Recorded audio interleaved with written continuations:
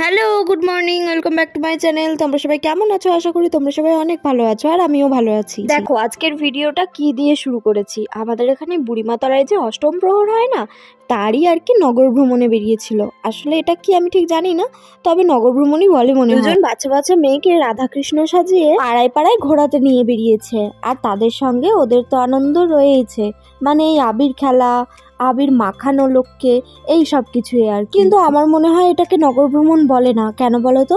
কারণ আমাদের ওই সাইডে নগর ভ্রমণ তো আমি দেখেছি গৌরনিতাই সাজায়। তো যাই হোক, একটা কিছু হবে। তবে বাচ্চা মেয়েগুলোকে কিন্তু খুবই কিউট লাগছিল, আর ওরা বেশ লজ্জাও পাচ্ছিল। আর এখানে কি হয়েছিল সে ব্যাপারটা আমি তোমাদের সঙ্গে শেয়ার করছি, কারণ অরিজিনাল ভয়েসটা না আমি দিতে পারিনি। মা একদিন মামার বাড়ি যাওয়ার সময় সব সোনার গহনাগুলো আলমারি থেকে বার করেছিল। বার করে না একটা জিনিস বিছানার মধ্যে ফেলে রেখে দিয়ে চলে গিয়েছিল। পরের দিন সকালবেলা সেই জিনিসটা কুড়িয়ে পায়। তারপরে আমরা প্ল্যান করি যে ওই জিনিসটা আর কি আমরা লুকিয়ে রেখে দেবো, মাকে জানতে দেবো না। মানে বাবাকে বলেছিলাম বা সবাই জানতো, কিন্তু মা জানতো না। তারপরে মা বাড়ি আসার পর মাকে আমরা জিজ্ঞাসা করি যে এই জিনিসটা কোথায়। মা বলে কেন, আমার আলমারিতেই আছে। তখন আমি মাকে বলি যে ঠিক আছে, আপনি যদি আলমারি থেকে বের করতে পারেন তাহলে ভালো, আর যদি না বের করতে পারেন তাহলে কিন্তু আমাদের দিকে কিছু খাওয়াতে হবে। মানে আমার তো বিরিয়ানি খেতে পছন্দ, সেই কারণে আমি বিরিয়ানির কথাই বলেছিলাম। তারপরে মা তো আলমারি থেকে সব কিছু টেনে টুনে বার করে আর ওটা খুঁজে পায় না, রীতিমতো সেই শর্ততেই রাজি হয়েছে আর কি, বিরিয়ানি খাওয়াবে।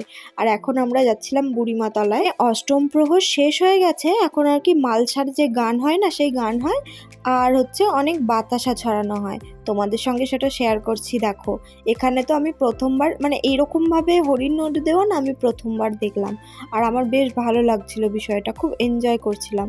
কিন্তু আবার ভয়ও লাগছিল, ওই বাতাসাগুলো এসে যদি মাথার মধ্যে পড়ে না, মাথা ফুটো হয়ে যাবে। মানে না তা না, এমনি মানে ভয় লাগছিল, লাগবে তো তার জন্য। তারপরে জানো তো, একটা বাতাসা তো এসে আমার ঘড়ির মধ্যেও পড়েছিল। আমি তো ভীষণ ভয় পেয়ে গেছিলাম যে কিছু হয়ে গেল, মানে ঘড়ির গ্লাসটা যদি ফেটে যায় আমার তো খুব মন খারাপ হতো। কারণ ঘড়িটা বিয়ের সময় আমার ভাই অনেকটা ভালোবেসে আমাকে দিয়েছিল, তাই যতটা পারি ওটাকে আর কি সাবধানে রাখার চেষ্টা করি। আর এখানে দেখো, একে দেখতে পাচ্ছ কি কিউট না দেখতে? এর আগেও একটা ব্লগে তোমাদের সঙ্গে শেয়ার করেছিলাম এই বাচ্চাটাকে। এটা হচ্ছে সম্পর্কে আমার মানে ভাইপোর ছেলে আর কি।